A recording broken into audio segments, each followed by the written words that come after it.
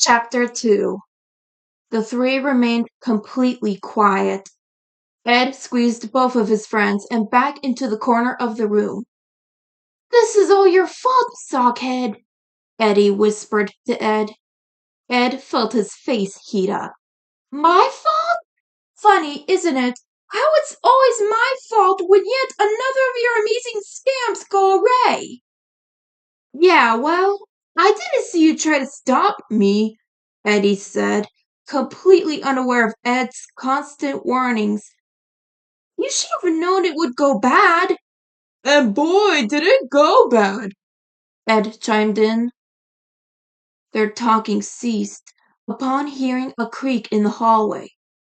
They were going to be here forever if they don't know what was happening. Eddy spotted a glass on the refrigerator. He slid Ed over toward the door and handed him the glass.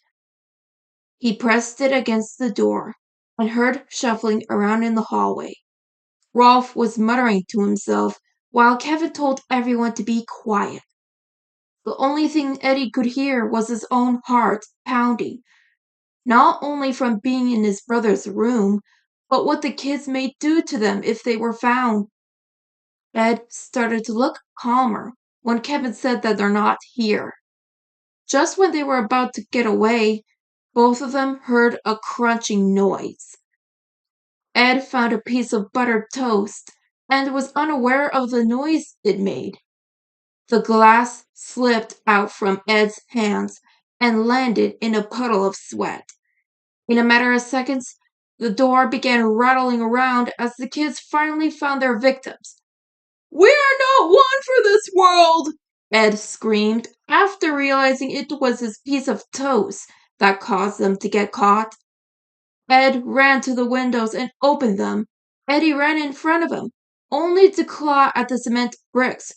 "What's with my brother and these stupid bricks?" Eddy exclaimed, not even noticing that he was walking into Ed.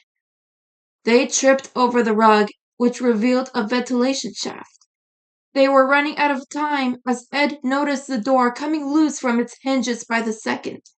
As Ed and Eddy struggled to open the shaft, Ed was thrown off the stuffed camel and slammed into the wall. "More bricks, Double D?"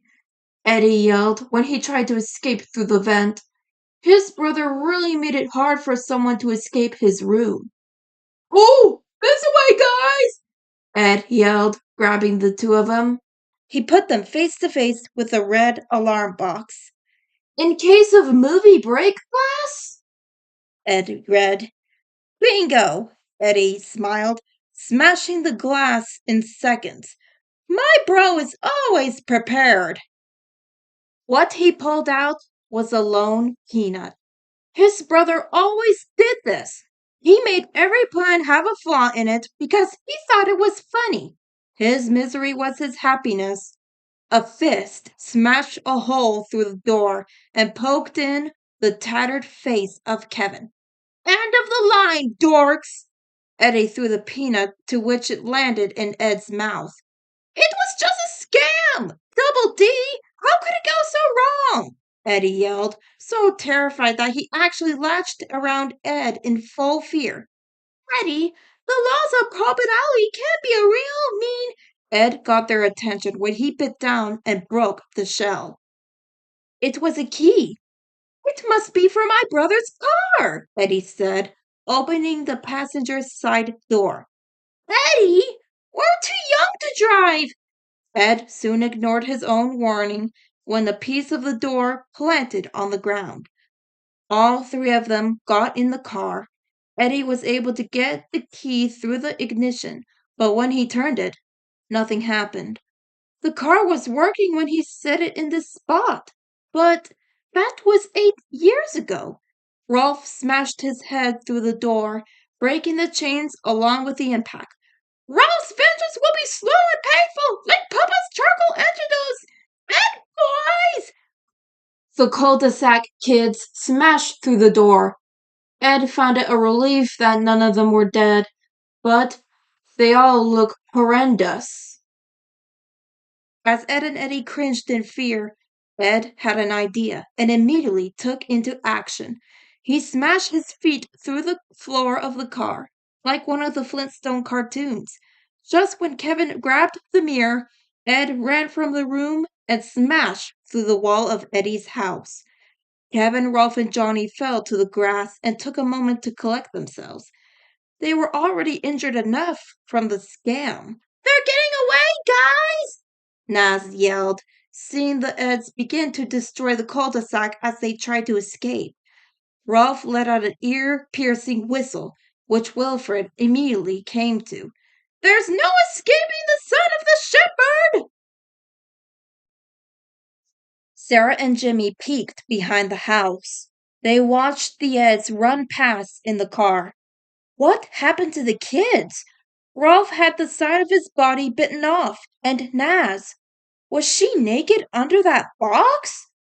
Yowzers! What do you think they did this time, Jimmy? Whatever it is, it must be worse than ever. The two youngsters followed at a distance so they wouldn't get hurt. The Eds were almost at the end of the cul-de-sac. It would be safer to get away from here. The kids looked hostile this time and didn't look as if they were fooling about killing them.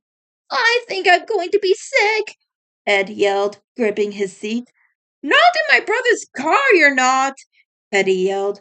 Just then, Clank landed in front of the windshield. The boys screamed at seeing the creepy board's painted but faded smile stare deep into their souls. Let him have it, buddy! Johnny hollered, with his head still trapped in a bear trap. Ed swerved the car until he leapt into the air. The car came crashing on top of the sides of the lane. It just kept rolling along. Ed tried to catch his breath, beginning to hyperventilate. Were they actually going to skip town? Would his parents actually come home for once and see he wasn't there? They actually spent some of their time with him before working got in their way. So much undone, unsaid, he belted out. Mother and father will be so annoyed. Suddenly, Ed screamed in pain and began to slip out from the car. Rolf was following underneath, with his teeth sinking into Ed's leg. This would be his first kill. They got me, guys! I'm a goner! Save yourself! Ed whined. Eddy watched as Ed's fingers slipped one by one. Were the kids going to kill him? As he watched his last finger slip off, the memory of their first meeting came to his mind. See ya, Ed! In an instant, Ed and Eddy grabbed their friend with all their strength, pulled him out of the grip of a manacled-looking Rolf. Curse you, Ed! Rolf was smashed into a dumpster as the Eds were ricocheted into a forest of trees, smashing them into pieces until landing in the junkyard. Kevin was perched high above and watched the red car run past. He quietly made his way down the trash and saw the other kids coming. He made gestures about what they were going to do. They agreed, and Kevin was off first. Before Eddy could glance at his rearview mirror, Kevin smashed against the car, rocking it off. Ed looked at Kevin, seeing that the boy was no longer there. The devil looked as if it replaced him. Kevin rammed the car a third time, making it somersault off a pile of junk. Eddy gripped the wheel as he was thrown out of the window and was literally running alongside it. This chase was more insane than anyone thought. As soon as Eddy was spun back inside, the car broke through the junkyard and spun out of control down the creek. Prepare for Rolf's water-leaded bladder! Clank's freaking out! Johnny screamed at the back of everyone. Double D, you got any great ideas? Eddy shouted. Ed wasn't able to answer the question, as he was getting car sick into a bag. His face took a pale coloring when he saw Kevin's head reach for the door handle. How do you like them faces? Fried or scrambled? The door was thrown open. Ed wasn't losing without a fight. He shut the door and Eddy rolled up the windows. It would hopefully keep them safer from just a little longer. Their hearts jumped at the sound of the thumps on the top of the car. Wilfred's tail speared through the top. The head of the car was ripped off. Time for payback, Kevin yelled. Like one's first crack at 'em! Off will use their hides as a crouch for Nana's goiter! Like, thanks for the help up here, guys, Nas said, paw nearly falling off the car. It wasn't me! Eddy did it! Ed yelled before his head disappeared into his shirt. In your dreams, Eddy backlashed. He struggled for a moment, knowing to himself that this whole thing was his fault. No, it wasn't. Nothing was ever his fault. It was Double D. Ed was left alone to face the kids as both of his friends hid. From the corner of his eye, he noticed the playground. Excuse me, he spoke, as always being polite. I'll be right back. Ed grabbed the merry-go-round, which spun them all around. One by one, each kid let go of the car and went flying in different directions. The hood ripped off, leaving only Kevin hanging on. His devilish eyes almost reminded Eddy of his brother when his last scam took a turn from the worst. You dorks ain't seen the last of me! Kevin hollered when he was thrown off the car. Ed's fingers slowly slipped off one by one. Once they did, they catapulted through the sky over the trees until the kids could no longer hear them. I can't believe it! I almost had them! Sarah and Jimmy watched from afar and listened to the older kids.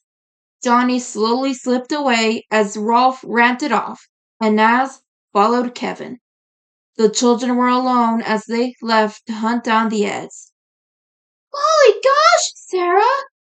They're going to hunt down the Eds! What on earth did they do? I don't know, Jimmy. What were they going to do to Ed? Would it be worse than one of her poundings? Think of what they'll do to them, Sarah! It'll be worse than soap in your eyes! Worse than polyester chaffing! Let's have a picnic and watch. Both children agreed and walked off through the now destructed cul-de-sac.